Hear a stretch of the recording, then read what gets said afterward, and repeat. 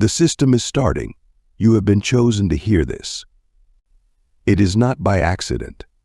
In a world filled with noise, where everyone is quick to speak, quick to judge, you are being invited into a space of sacred silence, or a place where there is no opinion, no pressure, no expectations. It is just you and the voice that truly needs to be heard.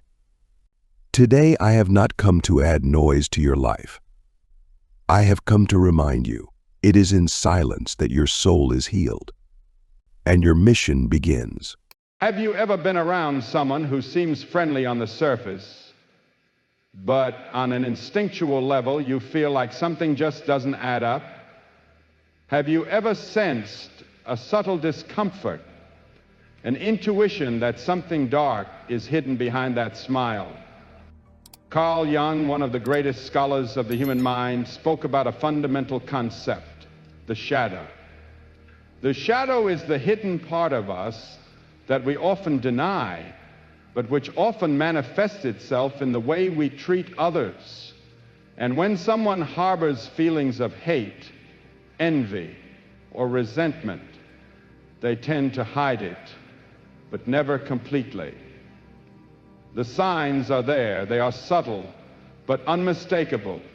Today, I will reveal 8 clear signs that someone close to you may harbor hostile feelings, even if they do everything they can to conceal them. Be careful, because sign number 8 is the most insidious of all and could change the way you see certain people entirely. Before we begin, make sure you subscribe to the Mental Dose channel and our Telegram channel so you don't miss the next videos on personal and spiritual growth. Now, let's get started. The first sign is contempt disguised as irony. Hidden hostility doesn't always show itself openly. Some people prefer to express it through sarcastic jokes, barbs, or biting irony. They make fun of things that they know are sensitive to you, but when you point it out, they respond with phrases like, "I was just joking," or "Don't be touchy," or "You don't know how to take a joke." This behavior is particularly subtle because it leaves you feeling uncomfortable while the other person maintains the facade of someone just joking without ill intent. However, repeated irony on certain topics is a clear sign of hidden contempt. If their jokes always leave you feeling humiliated or belittled, and especially if they repeat these jokes over time on the same subjects, it may not just be humor, but a sign of repressed hostility. Jung argued that our personal shadows are projected onto others in a subtle and sometimes even involuntary way. When someone uses irony repeatedly to attack certain aspects of your personality, they are revealing a part of themselves they cannot accept. The second sign involves hidden sabotage. If someone close to you feels threatened by your success or growth, they might try to sabotage you in subtle ways. Sabotage isn't always obvious or direct. Sometimes it appears as misleading advice, miscommunications, or small mistakes that, when combined, hinder you from achieving your goals. A friend or family member who forgets to tell you important information, leaves out crucial details, or inadvertently complicates things for you may not be as absent-minded as they seem. If these incidents repeat themselves, especially at crucial moments, it's time to ask yourself whether they are truly coincidental. Observing the consistency of these behaviors can help determine whether there is an unconscious desire to sabotage you. Jung explained that when a person lacks the courage to face their own failures, they may project their frustration onto others, hindering them to avoid feeling. The third sign is silent competition. Some people cannot accept your success without feeling the need to outdo you. Every victory you achieve is followed by an attempt to shift the focus onto themselves or downplay your accomplishment. If you share good news and instead of congratulating you, they respond with something about their own achievements, or if they immediately claim they've done something similar or better, this is an unspoken competition. It often arises from deep insecurities.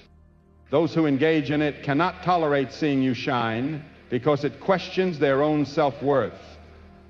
If every conversation with this person turns into a competition, it's likely that there's unexpressed resentment behind it. Jung suggested that shadow projection leads people to see in others the qualities they are unable to develop in themselves, which is why those who feel inferior try to belittle or compete with you to avoid confronting their own feelings of inadequacy. Section 4 is superficial support. Those who secretly harbor negative feelings towards you may mask it with superficial but useless support. When you need help, they minimize your problem or make excuses for not being there. When you achieve success, their enthusiasm is forced or non-existent. This attitude is especially evident during key moments in your life. If someone close to you is always unavailable at important moments or reacts indifferently to your successes, they may not genuinely care for you. The lack of true support might be difficult to recognize, but over time, observing their reactions during your moments of achievement or difficulty will reveal it. Jung discussed ego dissociation as a mechanism that causes some people to be emotionally detached from others, leading to coldness and an inability to truly support those around them. I hope you're enjoying this video and finding it useful and inspiring. If so, don't forget to subscribe to the Mental Dose channel and the Telegram channel so you never miss similar content. Also, to support our channel and work, feel free to leave a donation via Super Thanks below the video. We'll be infinitely grateful. Let's continue with sign number 5. Control disguised as caring. Some people attempt to dominate your life under the guise of caring for you. They tell you what to do, criticize your every choice, and cast doubt on your ability to make decisions. Their intent is not to support you, but to make you feel dependent on them. This control can be hard to recognize because it's often disguised as loving advice and apparent concern. A key indicator is how they make you feel. If after each piece of advice you feel more insecure rather than confident, you may be dealing with manipulation. Jung suggested that the need to control others comes from a deep fear of internal chaos. Those who cannot manage their own uncertainty try to control the lives of others to avoid facing their own emotional instability. The 6th sign involves spreading criticism and gossip. People who harbor negative feelings towards you rarely express them directly. Instead, they prefer to talk about them with others, spreading distorted or false information about you. This behavior is insidious because it affects you indirectly, often without you even being aware of it until you feel the consequences. If you notice shifts in the attitude of those around you without clear explanation, or if friends or colleagues start avoiding you or acting colder, it could be because someone is spreading negative rumors about you. False or exaggerated gossip is a powerful tool for those holding grudges because it undermines your reputation and gradually isolates you. Jung explained that the need to discredit others is often an unconscious attempt to project one's own insecurities onto them. Those who feel inferior or dissatisfied try to balance their feelings by casting others in a negative light. In other words, those who speak badly of you are probably revealing more about themselves than about you. The 7th sign is a lack of joy in your successes. Those who truly care about you are happy when you achieve milestones. They support you during tough times and celebrate your victories because they see your success as something positive. In contrast, those who harbor grudges against you struggle to hide their annoyance. You can recognize them by their cold reactions, sudden changes of subject, or attempts to downplay your accomplishments. If you share an achievement and they respond with indifference or quickly shift the focus onto themselves, they may be experiencing envy or poorly managed competition.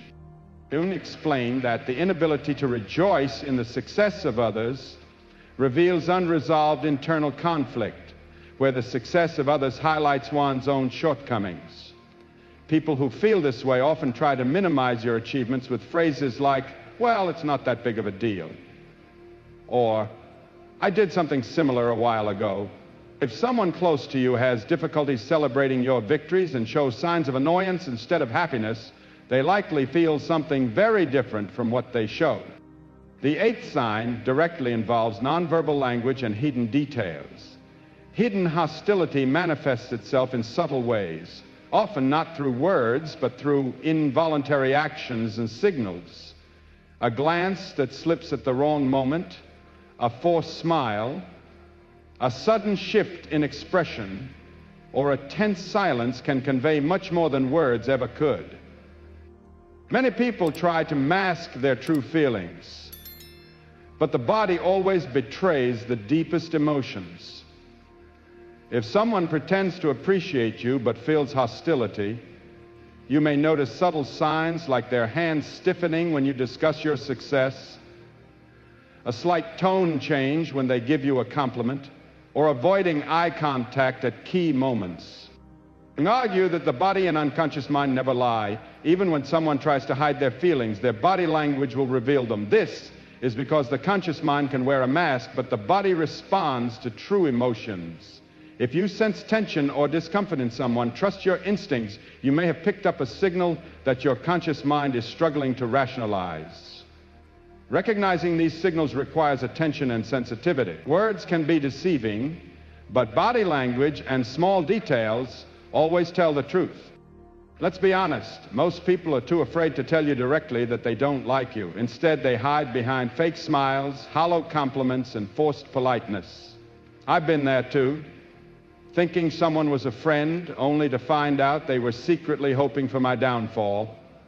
It's brutal, but here's the truth. If you don't recognize the signs, you'll waste your time and energy on people who, deep down, don't understand you. So let's cut through the BS and talk about the signs that someone dislikes you but is hiding it. You may not like what you hear, but it's better to face the truth than live in denial. They always joke about your flaws. We all know that one person who loves to joke, especially when the joke is at your expense. They pick on your quirks, your mistakes, your imperfections, and they do it with a smile, saying, "I'm just messing with you." It seems harmless at first, but let's be real. These jokes are often more than just playful banter. They're a calculated digs cleverly disguised as humor, designed to chip away at your self-esteem bit by bit. I remember a time when I was close to someone who always had something to say about me, how I dressed, the way I spoke, even the projects I worked on.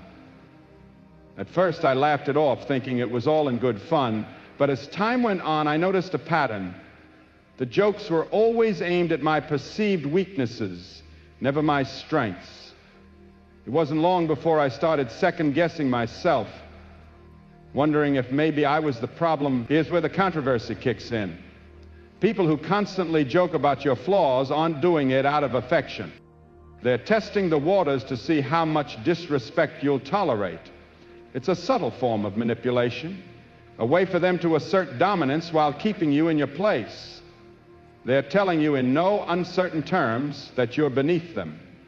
And the most insidious part, they get away with it because we've been conditioned to believe that if we can't take a joke, we're the ones with the problem. But here's the truth. There's nothing wrong with standing up for yourself when a joke crosses the line. You deserve to be around people who lift you up, not those who tear you down just for a laugh. True friends don't need to point out your flaws to feel better about themselves. They celebrate your strengths and help you work through your weaknesses without making you the punchline. I've seen people let these jokes slide, thinking it's easier to keep the peace than to make waves. But here's the deep truth. Allowing others to disrespect you, even in jest, is a slippery slope. It starts with small comments, but over time, those jokes wear you down, making you question your worth. The more you allow it, the more they'll push, until you're left doubting yourself, all because you didn't want to seem too sensitive. I had to learn this the hard way. I realized that by laughing along, I was giving them permission to keep going. I was complicit in my own disrespect. It wasn't until I started pushing back, setting boundaries, that I noticed a shift. Not just in how they treated me, but in how I saw myself. I stopped letting their words define me and started owning my narrative. So here's my advice. The next time someone makes a joke at your expense, don't just laugh it off. Ask yourself, is this really funny, or is something deeper going on here? If it's the latter, don't be afraid to call them out. It might be uncomfortable, even in the friendship. But your self-respect is worth more than someone's misguided humor. Life's too short to surround yourself with people who can't see your value. If their idea of friendship is constantly pointing out your flaws, it's time to find new friends. True friends will never need to put you down to feel good about themselves. So stand tall, speak up, and don't let anyone reduce you to a punchline. They give compliments that sting like insults. We've all been there. Someone gives you a compliment, but instead of feeling good, you're left with a bitter aftertaste, like you've been slapped with a velvet glove. It's the kind of compliment that makes you pause and think, wait, was that a compliment or an insult? And here's the harsh reality. Often, it's a bit of both. I stood there stunned. On the surface, it seemed like a compliment, but those last words, for someone like you, hit me like a ton of bricks. What did that even mean? Was I not supposed to be capable of doing good work? And here's the controversy. These so-called compliments are laced with a hidden agenda. They're not meant to uplift you. They're designed to keep you in your place. It's a power play, a way for the person giving the compliment to assert their superiority while making you doubt your own ability. They're saying, I see you trying, but you'll never be as good as me. It's toxic, but it's wrapped in such a pretty package that you almost miss the poison inside. Let's be real. People who give backhanded compliments are often insecure themselves. They see your potential, your strengths, and it scares them. So they use these sly little digs to keep you second-guessing yourself, to make sure you don't rise too high. It's like they're patting you on the back while holding you down with the other hand. And here's where it gets even more controversial. We've all done it at some point. Maybe not intentionally, but we've all let our insecurities slip out in the form of a compliment meant to remind someone else of their place. But here's the deep message. You don't have to accept this disguised hostility.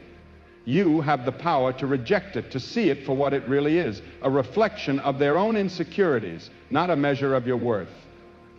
When someone says, you're smarter than you look, or this is good considering you're new at this, you don't have to swallow it whole. Call it out for what it is, even if it makes things awkward. If you don't, you're letting them dictate how you see yourself, and that's power you should never hand over to anyone. I've learned to recognize these compliments for what they are, a mirror reflecting someone else's insecurities. And when you see it that way, it loses its sting. Instead of internalizing it, you can laugh it off because at the end of the day, their words say more about them than they ever will about you. So here's what I do now. When I receive a backhanded compliment, I don't let it slide. I'll respond with something like, thanks, but what do you mean by that? It forces them to confront the insult hidden in their words, and more often than not, it puts them on the spot. They're suddenly aware that you're not playing their game, and it's amazing how quickly their tune changes. The takeaway? Don't let anyone's veiled negativity define you. Whether it's a well-meaning friend, a jealous colleague, or even a family member, remember this: your worth isn't up for debate. Compliments should lift you up, not tear you down. If someone's words leave you questioning yourself, it's time to question their intentions. Life's too short to waste on people who can't genuinely celebrate your successes. Surround yourself with those who see your value and aren't afraid to let you know it without strings attached. They subtly exclude you from plans. It's the little things that sting the most. Like realizing your so-called friends accidentally forgot to invite you to that dinner, party, or weekend getaway. They'll swear it was an oversight, that it was last minute, or worse, they'll assume you were too busy anyway. But let's be real. These aren't accidents. This is social exclusion in its sneakiest form, and it's a clear sign that you're not as valued as you think. I've been on the receiving end of this too many times. I remember checking my phone one weekend and seeing pictures of a group of friends having a great time at an event I would have loved to attend. The kicker? Not a single person mentioned it to me beforehand. When I casually brought it up later, they were full of excuses. Oh, we thought you were busy, or it was such a last-minute thing. But deep down, I knew the truth. If they wanted me there, they would have made sure I knew about it. And here's where the controversy comes in. This kind of exclusion isn't just thoughtlessness. It's a way of sending a message without saying a word. They don't want you there, but they don't have the guts to tell you to your face. Instead, they ignore you. They hope you'll quietly fade from the group without creating any waves. It's passive-aggressive and cowardly, yet incredibly common. People don't often talk about this because it's easier to pretend it isn't happening. Easier to accept the excuses and convince yourself it was just a mistake, rather than face the painful truth that you're being pushed out. But here's the thing. By accepting those excuses, you're giving them permission to keep excluding you. You're allowing them to dictate your place in their lives, rather than taking control of your own narrative. I had to learn this lesson the hard way. For a long time, I stayed quiet, letting those accidental exclusions slide, hoping that maybe next time I'd be included. Then I realized that by remaining silent, I was allowing myself to be treated like an afterthought. So, I did something controversial. I started calling them out. I would say, "Hey, I saw you all went out last weekend. Why wasn't I invited?" It wasn't easy and definitely made things awkward, but it forced them to confront their behavior. And guess what? The dynamics shifted. Some got defensive, others tried to make up for it, but the bottom line was clear. I wasn't going to let them exclude me without a fight.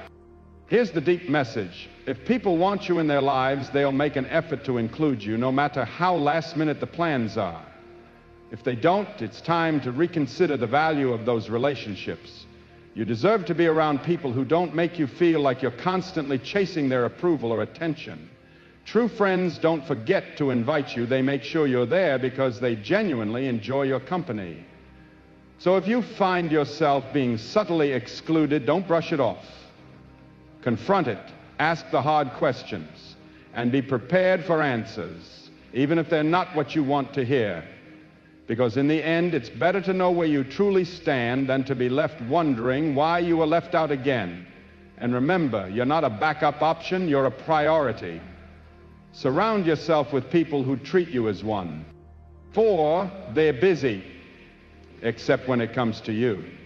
We've all heard it before. "I'm so busy these days, sorry I can't hang out." It's the perfect excuse, right? After all, who isn't busy? But what happens when you start noticing a pattern? They're always available for others, posting pictures of their outings, catching up with mutual friends, yet when it comes to you, suddenly they're swamped. Here's the cold, hard truth. They're not too busy. They're just too busy for you. I've been in that frustrating situation more times than I'd like to admit. I remember trying to set up a time to catch up with a friend I used to be close to. Every time I suggested something, they'd have an excuse. "I'm working late. I've got a lot on my plate. Maybe next week."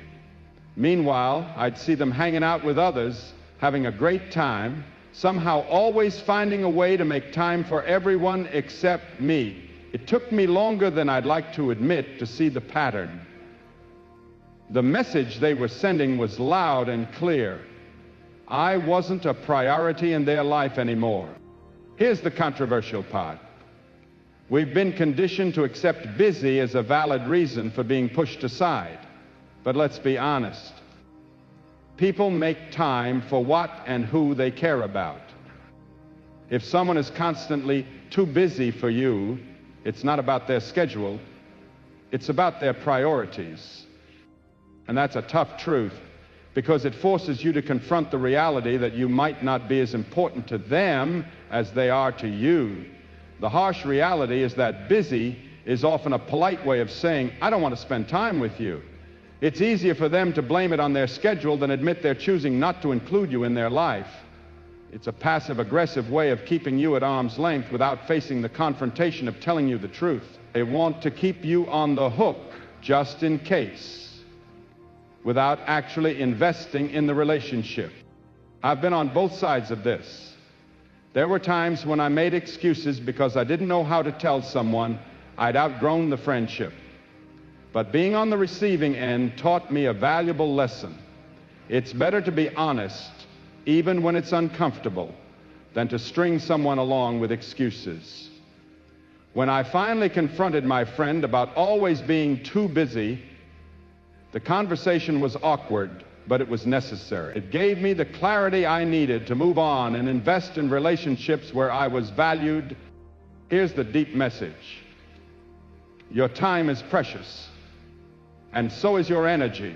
Don't waste them on people who can't be bothered to make time for you. If someone is constantly too busy for you, it's time to reassess the relationship. You deserve to be around people who are excited to see you, who make an effort to include you in their lives, not just when it's convenient for them, but because they genuinely enjoy your company. People change, and so do relationships. Sometimes we hold on to people out of habit, nostalgia, or fear of being alone, even when they've clearly moved on. But there's strength in letting go and acknowledging that you deserve more than someone's leftover time. It's not about being needy or demanding. It's about valuing yourself enough to walk away from those who don't value you. 5, they avoid physical contact like the plague. Let's talk about the elephant in the room. Physical contact. Lack of it. We're not just talking about romantic relationships here. Physical contact is a basic human interaction, a way of connecting and building trust. So what does it mean when someone goes out of their way to avoid even the most casual touch? The answer isn't pretty. They're sending a clear message that they're uncomfortable around you. And it's time to pay attention. I once had a colleague who seemed to recoil every time I reached out for a handshake or a friendly pat on the back. At first, I thought I was imagining things, but then I noticed it wasn't just me. They were warm and tactile with everyone else, but when it came to me, it was like I had the plague. It didn't take long to realize that their avoidance of physical contact wasn't just a quirk. It was a deliberate effort to keep me at a distance. Here's the controversial part. Physical contact is a natural part of human interaction. When someone consistently avoids it, they're communicating discomfort or a lack of connection. Sure, some people just aren't touchy-feely, and that's fine. But when it's selective, when they're fine hugging others but stiffen up around you, it's a red flag. They might not dislike you enough to say it outright, but their body language is speaking volumes. Physical contact is fundamental to human connection. It's how we show trust, warmth, and empathy. When someone avoids it with you, they're not just avoiding touch. They're avoiding closeness, intimacy, and vulnerability. They're keeping you at arm's length, literally and figuratively. That's a clear sign that there's an underlying issue in the relationship. I've learned to pay attention to these cues, even when it's hard to admit what they mean. There was a time when I ignored the signs, convincing myself that someone's reluctance to get close was just a personality trait. But the more I reflected on it, the more I realized it was about me and the relationship. When I finally confronted the situation, it led to some tough conversations and, in some cases, the end of the relationship. But it also freed me from the frustration of wondering why things felt off. Here's the deep message. Don't ignore the signs. When someone avoids physical contact with you, it's more than just a preference. It's a statement about their level of comfort and connection with you. If you notice this pattern, don't be afraid to address it. It might lead to a deeper understanding, or it might reveal that the relationship isn't as solid as you thought. Either way, it's better to confront the truth than to live in uncertainty, denial, and remember that you deserve relationships where physical contact isn't something to be avoided, but rather something that flows naturally and comfortably. Whether it's a friendly hug, a handshake, or simply sitting close without feeling uneasy, these small acts foster trust and connection. If someone habitually avoids these gestures, it's a sign that something is off.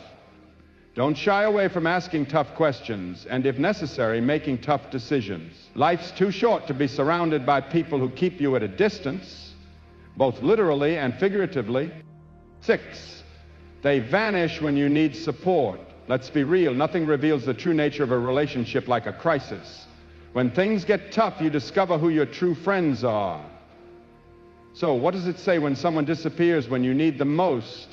It's not just a sign of inconsistency, it's a glaring warning that they aren't as invested in you as you might have believed. Let's face it, when someone pulls a disappearing act during your hardest times, it's not just hurtful, it's a betrayal. I learned this lesson the hard way during a particularly difficult period in my life when I was facing a major personal challenge that truly shook me. Naturally, I reached out to those I considered close friends, expecting some support, even if it was just a text or a quick call. But guess what? Silence. The people I thought would have my back suddenly had every excuse in the book. I'm swamped at work. Sorry, I'm really busy. I'll check in later. Spoiler alert, they never did. Here's where it gets controversial. People love to claim they'll always be there for you, but when it counts, many of them are only around for the good times. They'll party with you, laugh with you, and share in the highs of your life, but when things get real, they vanish. It's easier for them to ghost you than to face your pain or discomfort. They don't want to get caught up in your problems because deep down, they don't care enough to show up when it matters. Let's be brutally honest. True support isn't about convenience. It's about being there when it's tough, uncomfortable, and when it's the last thing you want to do. Those who disappear in your darkest hours aren't just inconsiderate, they're showing you exactly where you stand in their life. They're saying, without words, my time. Your problems aren't worth my time. I remember feeling crushed when I realized that the people I had been there for during their breakups, family issues, and career struggles couldn't even be bothered to return the favor. It was a harsh wake-up call, but a necessary one. Not everyone who smiles in your face is truly on your side. Here's the deep message. Support is the foundation of any meaningful relationships. It's easy to be around when everything's going well, but the true test is how people respond when things fall apart. If someone disappears when you need them most, they're not just letting you down, they're showing you they were never really there to begin with. But don't let their absence make you bitter. Let it make you better. Use it as a filter to weed out the people who don't deserve a place in your life. The ones who stick around, check in, and show up even when it's inconvenient, those are the ones who truly matter. Those are the relationships you should nurture and cherish. In the end, life's too short to invest in fair-weather friends. Surround yourself with people who will stand by you in the storm, not just bask in the sunshine. When you find those rare individuals who stick around when the chips are down, you found something worth holding on to. As for those who disappear, let them go.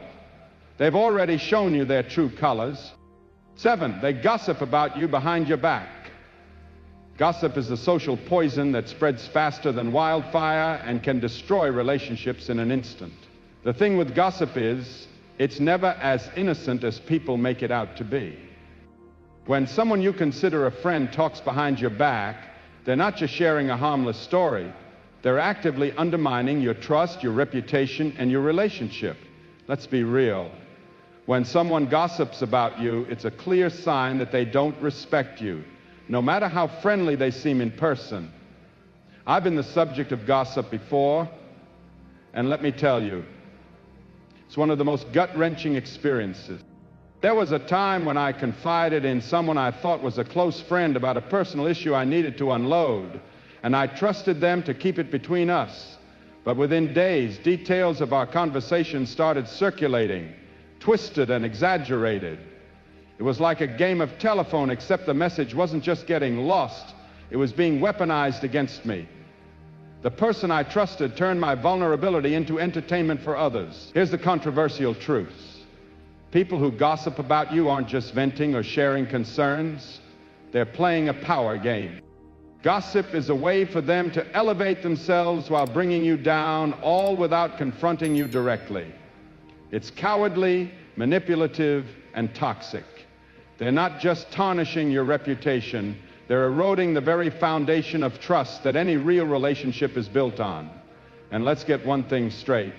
People who gossip about others to you will gossip about you to others. It's a pattern, not a one-time thing. I've seen it happen countless times. Someone who loves spilling the tea on everyone else suddenly goes quiet around you. Guess what? They're probably spilling your tea when you're not around. It's a betrayal of the worst kind, because it happens in the shadows, without giving you the chance to defend yourself or even know what's being said. Now, here's where it gets really personal.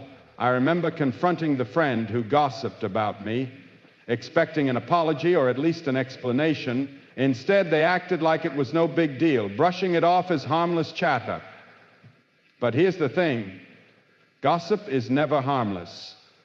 It's a betrayal, plain and simple. And it speaks volumes about the person spreading it, not the person it's about.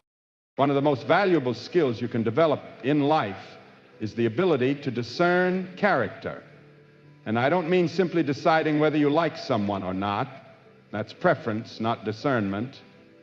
I'm talking about something much deeper, something rooted in careful observation and a genuine understanding of human nature. Because here's the reality. There are people in this world who do not have your best interests at heart. That may sound harsh, but it's an unfortunate truth. Some people are malicious, some are deceitful, and some will manipulate you. Not because they are lost or confused, but because they actively thrive on destruction.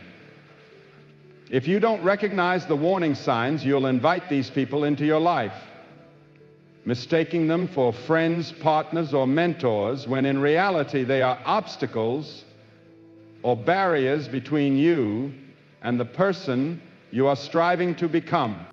Now, you might be thinking, well, I'd like to believe in the goodness of people. I'd like to assume the best. And that's noble, admirable even, but it's also naive. Because assuming the best in someone without assessing their actions is an optimism, it's blindness. And blindness is dangerous. When you can't see clearly, you fall into traps. You get deceived, and before you know it, you're entangled in relationships or environments that drain you, demoralize you, and sometimes even break you. So how do you develop awareness? How do you train yourself to recognize those who operate in bad faith? The first step is to pay real attention, not just to what people say, but to what they do. This is crucial because words are easy, talk is cheap, and bad people, especially the manipulative ones, are often incredibly skilled at using words to disguise their true nature. They'll tell you exactly what you want to hear, presenting themselves as kind, generous, or wise. But if you truly watch them, if you observe their actions closely, you'll start to see cracks in the facade. One of the most reliable warning signs of a bad person is inconsistency. Their words and actions don't align. They promise loyalty but betray trust when it benefits them. They preach virtue but live in deception. They claim to support you, yet their actions undermine you. And here's the trick. They don't want you to notice this discrepancy. In fact, they rely on you not noticing. They assume you won't be paying close enough attention to see the pattern. But if you cultivate awareness, if you train yourself to watch rather than just listen, you'll start catching these inconsistencies. And once you see them, you can't unsee them. Another key sign to watch for is how a person treats those who can do nothing for them. This is a major test of character, because anyone can be kind when it benefits them. Anyone can pretend to be generous when they know there's something to gain. But if you want to see a person's true nature, watch how they treat those beneath them in status. How do they speak to the waitress at a restaurant? How do they behave toward the janitor in their office? How do they act when there's no potential reward for their kindness? A person who is cruel to the powerless is revealing something fundamental about their soul. And that cruelty won't stay confined to those beneath them. It will eventually spill over into every area of their life. And if you get too close, you'll become a target. Now let's talk about deception, because manipulation and deceit are the primary weapons of bad people. This is how they control others, how they get what they want without revealing their true intentions. And the frightening thing is, many of them are highly skilled at deception. They've spent years, sometimes decades, refining their ability to twist reality in their favor. And if you're not careful, if you're not vigilant, you can fall for it. One of the most common manipulation tactics is gaslighting. You've probably heard this term before, but let's define it clearly. Gaslighting is when someone distorts your perception of reality to make you doubt your own judgment. It's psychological warfare, and it's incredibly effective, because if someone can make you question your own memory, your own perceptions, your own feelings, then they can control you. They can make you believe whatever suits them. They can paint themselves as the victim when they were the aggressor. They can convince you that you're overreacting when you're responding appropriately. And over time, this warps your ability to trust yourself. And when you can't trust yourself, you're lost. So how do you protect yourself from deception? How do you guard against manipulation? The first step is to trust your instincts. If something feels off in an interaction, if there's a discrepancy between what's being said and what's actually happening, pay attention to that feeling. Don't dismiss it. Don't rationalize it away. Your subconscious is incredibly good at picking up on inconsistencies, even if you can't immediately articulate them. The second step is to ask yourself, does this person make me feel confused? This is important, because when you're dealing with an honest, straightforward person, things are clear. Communication is direct. You know where you stand. But when you're dealing with a manipulator, there's always a lingering fog of confusion. One moment they're warm and affectionate, the next they're cold and distant. One moment they praise you, the next they tear you down. And you start to wonder, am I the problem? Am I imagining things? No, you're not. That confusion is intentional. It's a tactic. And if you find yourself in a relationship, whether personal or professional, where you're constantly second-guessing reality, that's a major red flag. The third step is to observe how a person reacts when confronted with the truth. This is a critical test, because good, decent, honest people can acknowledge when they've made a mistake.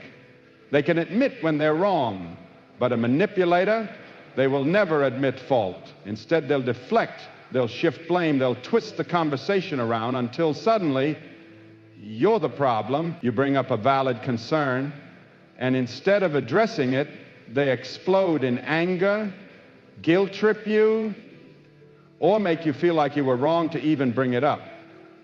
That's not normal conflict resolution. That's emotional manipulation. So what do you do when you recognize these behaviors? The answer is simple but not easy. You distance yourself. You set boundaries. You don't engage in arguments with people who are committed to distorting reality, because you won't win. You can't reason with someone who has no respect for the truth. And here's the final, most important thing. You cannot change these people. This is a trap that many fall into. If I just love them enough, if I just explain things clearly, if I just give them another chance, maybe they'll change. No, people don't change unless they want to. And bad people, The truly deceitful, manipulative, toxic ones don't want to change because their tactics work for them.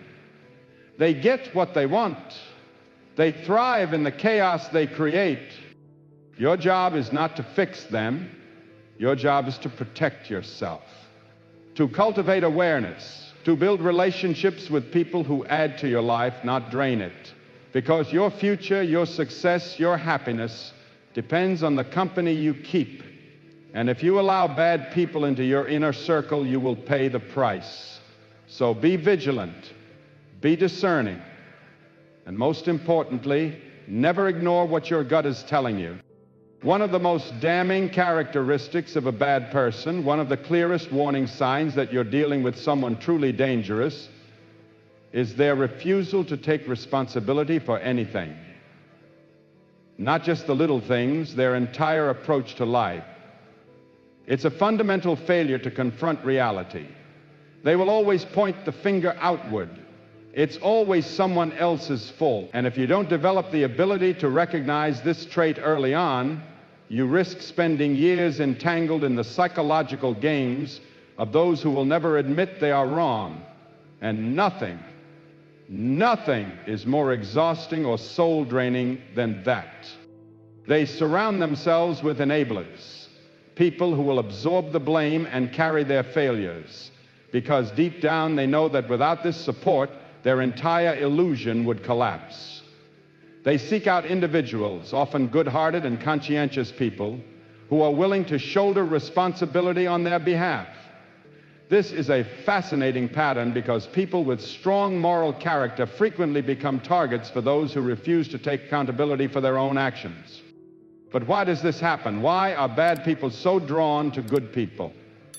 The answer is simple. Bad people need good people to survive.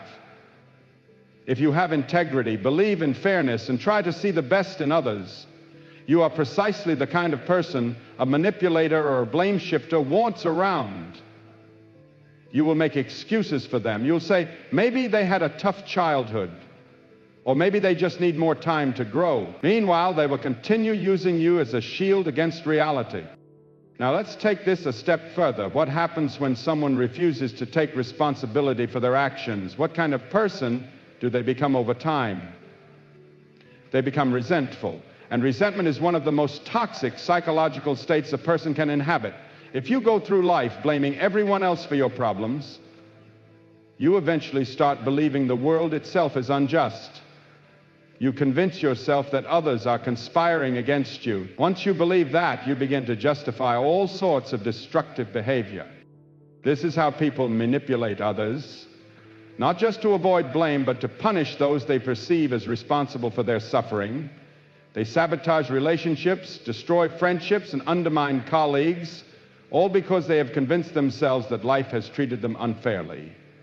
The tragedy is that the more they refuse to take responsibility, the worse their situation becomes. Life is already difficult, even when you take full responsibility for your actions. But if you reject accountability, life doesn't just become difficult, it becomes unbearable. Every time you avoid blame, refuse to learn from a mistake, or shift the burden onto someone else, you lose control over your own destiny. I see this often in people with a victim mentality. They say things like, I can't succeed because the system is rigged. Or, I'm not happy because others keep bringing me down. What they don't realize is that every time they say this, they reinforce their own helplessness. They teach themselves that they have no control over their lives.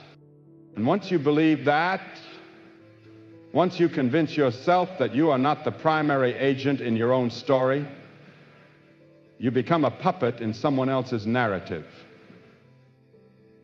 And here's the thing.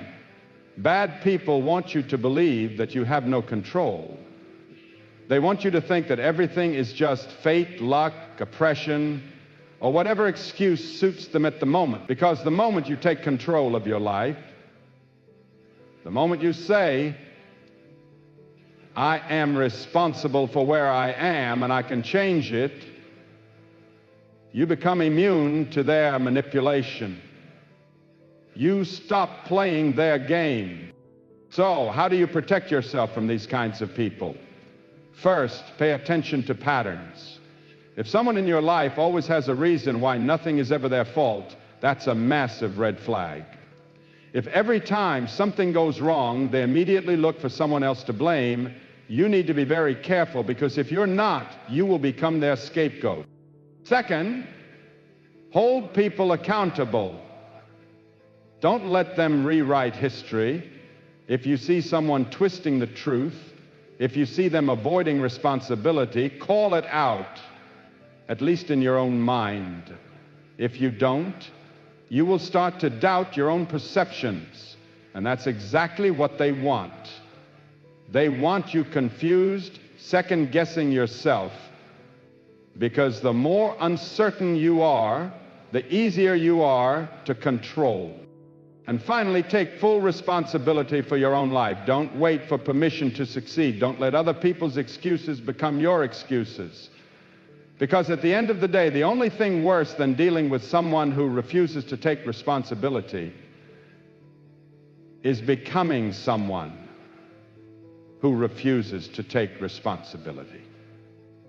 And if you're not careful, if you let these people influence you for too long, that's exactly what can happen. Be vigilant. Watch for the signs. And never, ever let someone else's lack of accountability drag you down with them. One of the most dangerous and insidious traits a person can possess, one that often hides in plain sight, is envy. It is a quiet, corrosive force. It doesn't announce itself. It doesn't come with a flashing sign saying, "Here I am, ruining everything good in your life." No, it festers in the background, disguised as a concerned friend, a helpful colleague, or even a loving family member. But beneath the surface, it seeks to tear you down. And here's the thing, truly destructive individuals are full of envy. They can't stand to see you succeed. They can't stand to see you grow. In their mind, your success is a direct attack on their failures. And this is where resentment comes into play. Envy alone might just be a private, bitter emotion, but resentment, that's a weapon. That's when a person starts thinking, not only do I wish I had what you have, but I also think you don't deserve it. And if I can't have it, let's connect this to what we've already discussed, awareness. Recognizing the traits of bad people before they infiltrate your life is crucial. And envy is one of those traits.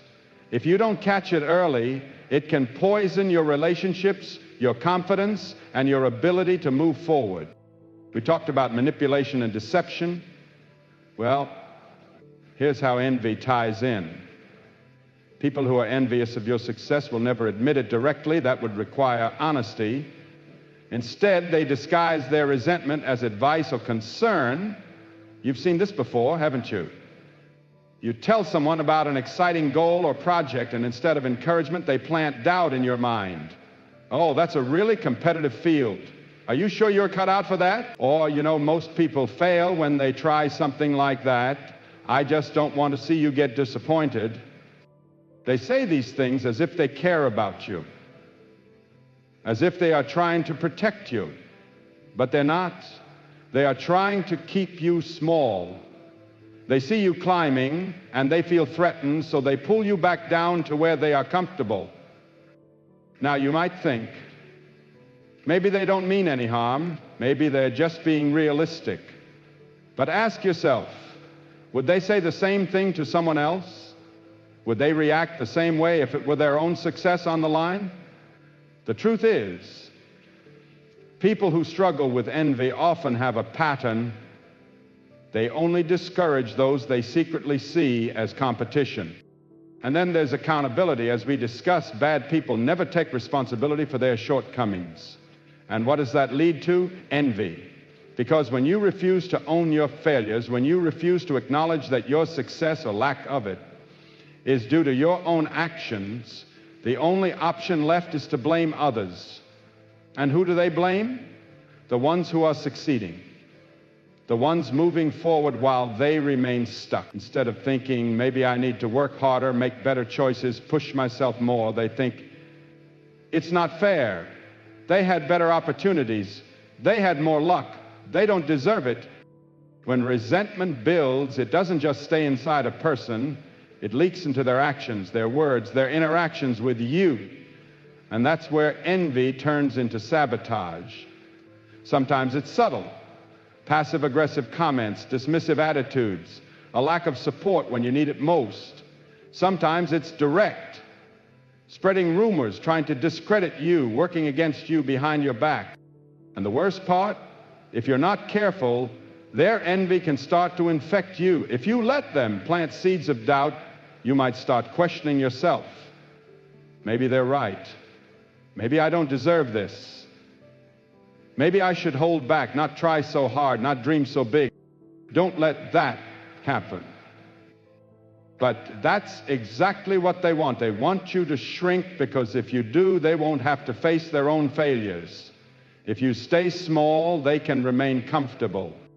Now, let's flip the perspective, because there's a lesson here for you too. And this part might sting a little. Ask yourself, are you harboring envy toward others? Do you secretly resent someone else's success? If so, you need to address it immediately. Envy is poison. If you don't root it out, it will destroy you from the inside out. The right response to seeing someone succeed isn't resentment. It's learning. Instead of asking, why them and not me, ask, what did they do that I haven't? Instead of tearing them down, observe their habits, mindset, and work ethic. Use their success as inspiration, not as a source of bitterness. And if you find yourself surrounded by envious people, those who subtly or openly resent your progress, you have a choice to make. You either let them drag you down, or you rise above and distance yourself.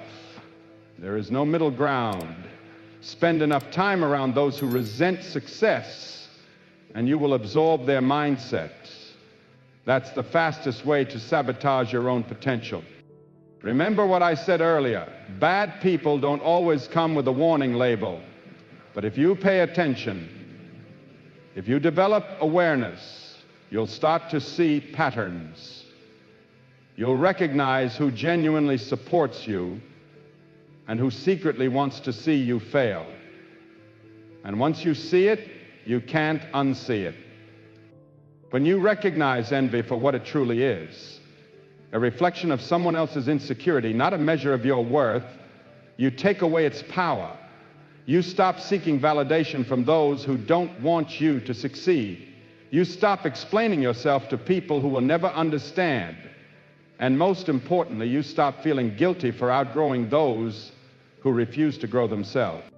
Because at the end of the day, your success isn't about them, it's about you. It's about your capabilities and how far you're willing to push yourself. If someone else can't handle that, that's their problem, not yours. But don't let their resentment become your limitation. There's too much at stake, and you have too much potential to waste it trying to appease people who are never going to clap for you anyway. I'm not talking about someone who occasionally struggles to see things from another perspective. We all do that. I mean someone who fundamentally does not care about the impact of their actions on others.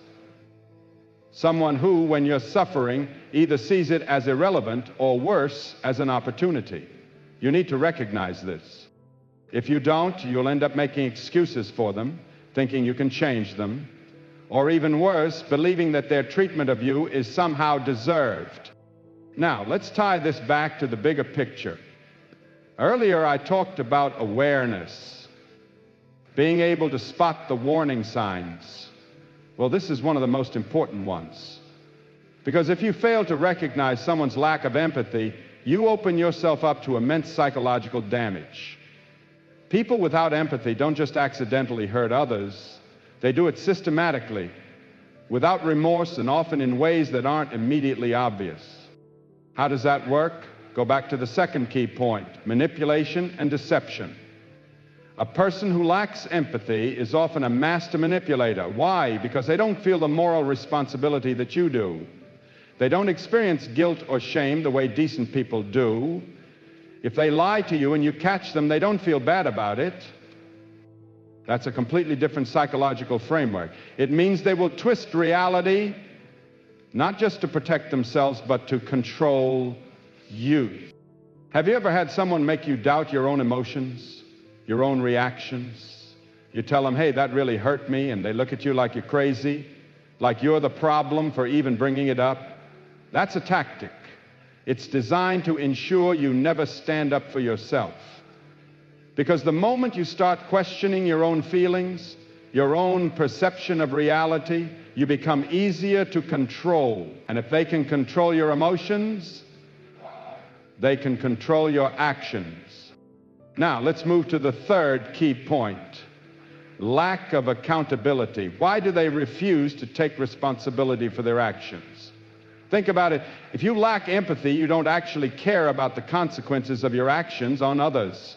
If you hurt someone and they tell you and you feel no internal guilt, why would you take responsibility? The answer is, instead, you'd shift the blame.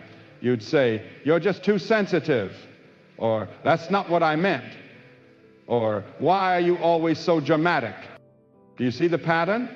This is a fundamentally dangerous way of thinking. Accountability is what allows people to grow. If you can't admit when you're wrong, you can never improve. And if you never improve, you either stagnate or worse, descend into deeper levels of malevolence. And that's when envy and resentment take hold. That brings us to the fourth key point, envy and resentment. Why do people who lack empathy often harbor deep resentment? Because when you don't take responsibility for your own life, you blame others for your failures. And when you blame others, you begin to resent them, their success, their happiness, their ability to form real connections. That's a toxic cycle. It doesn't just destroy their own life, it poisons everyone around them. And the prophet that has to respond to live. But have you ever had someone in your life who simply could not be happy for you? Who, whenever you accomplished something great, found a way to downplay it? Or worse, made you feel guilty for it? That's resentment. That's someone who sees your progress as a personal attack. And the worst part? It's often the people closest to you. Friends, family, colleagues, the ones you expect to be your biggest supporters. But here's the harsh truth. Some people would rather see you fail than face the fact that they've done nothing with their own lives. And now we return to empathy. Because when someone lacks empathy, they don't just feel resentment. They act on it. They will actively try to sabotage you. Sometimes subtly with little comments designed to make you second-guess yourself. Other times more overtly, taking rumors, taking credit for your work, even turning others against you. And the terrifying thing, because they lack empathy, they don't even see a problem with what they're doing. In their mind, they're justified. They convince themselves that you deserve to be taken down a notch, that you owe them something, that their feelings of inadequacy are somehow your fault. Now, you might be thinking, okay, I get it. There are bad people out there. But what do I do about it? That brings us to the final, most important point, how to protect yourself. Because if you don't, these people will drain you. They will steal your time, your energy, and your confidence. They will make you smaller just to make themselves feel bigger, and you cannot allow that. So what do you do? The first step is simple but difficult. You have to be willing to walk away, not just physically, but mentally, emotionally, and psychologically. Stop seeking their approval. Stop hoping they'll change. They won't, at least not unless they choose to, and people like this rarely do. If someone shows you again and again that they lack empathy, that they refuse accountability, that they resent your success, believe them. And once you do, once you make the choice to distance yourself from toxic people, something incredible happens. You start attracting better people. People who lift you up instead of tearing you down. People who celebrate your wins instead of resenting them. People who take responsibility for their own lives instead of blaming you for theirs. That's where real transformation begins. Because when you surround yourself with strong, motivated, kind individuals, you become one of them. And suddenly, all the energy you used to waste trying to fix broken people, it gets redirected into building your own life. But make no mistake, this isn't easy. It requires courage. It requires self-respect. And for a while, it may require enduring some loneliness. But in that space, something new will grow, something better. And in the end, that's the real lesson. Your life is too short and your potential too great to waste it on people who do not care about you. So be ruthless with your boundaries. Be disciplined with your energy. And above all, be unwavering in your commitment to becoming the best version of yourself.